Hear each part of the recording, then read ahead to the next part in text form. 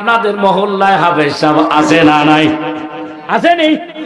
এ দুনিয়ার মানুষ গো, যারা আজকে হাফেজ সাহেবের বাবা হইল, এদের কপাল কত ভালো।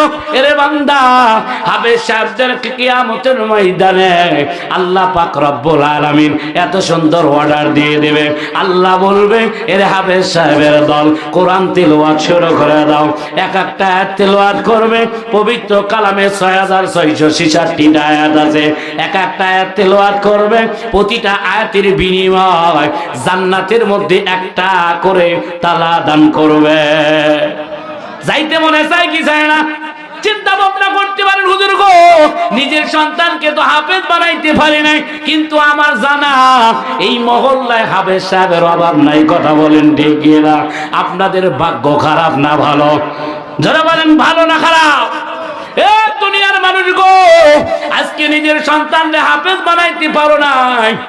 আপনার লাতিরে বানান, লাতিরে বানেন নাই, আপনার ভাইস্তেরে পারেন নাই, কারো পারেন নাই। এই এলাকার মহল্লায় যারা হাফেজ সাহেব, তাদের সাথে মোহাব্বত লাগাইবেন। আল্লাহর নবী বলেন, আলমার উমামান আহাব্বা, যার সাথে যার মোহাব্বত তার সাথে তার কিয়ামত। জোরে বলেন সুবহানাল্লাহ।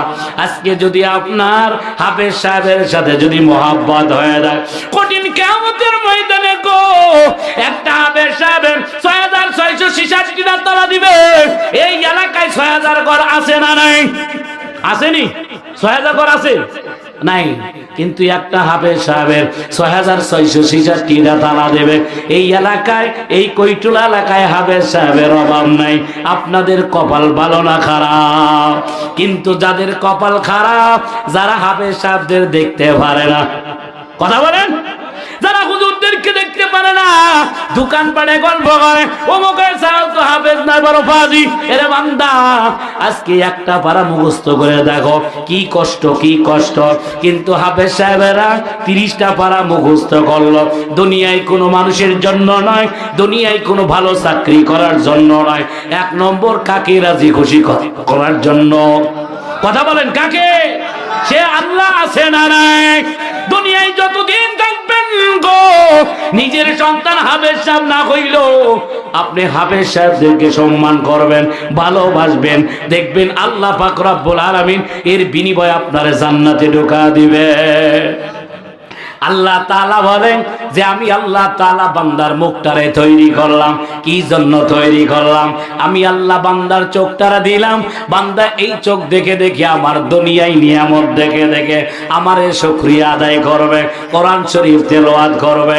আমি আল্লাহ যেই কপালটারে বানাইব, বান্দা দেখবা ওই কপালটা জমিনে ঠেকায়া ঠেকায়া সিজদা করবে, আমার জন্য কান্নাকাটি করবে, গুনার কথা চিন্তা করবে। আল্লাহ বলে, ফেরেশতা, আমার বান্দার মুখটা আমি আল্লাহ নিজে বানাইব। জমিনে টাকা দেখো গো, একটা মানুষের চেহারার সাথে আর একটা মানুষের চেহারা মিল নাই। কথা বলেন ঠিক কিনা?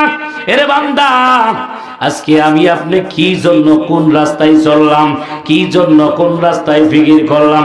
বান্দারে, এই দুনিয়া একদিন শেষ হয়ে যাবে, আমি আপনি শেষ হয়ে যাব। কবর জগতে যাওয়ার ব্যাপার, ওই দিন আবার আপনার হিসাব হবে।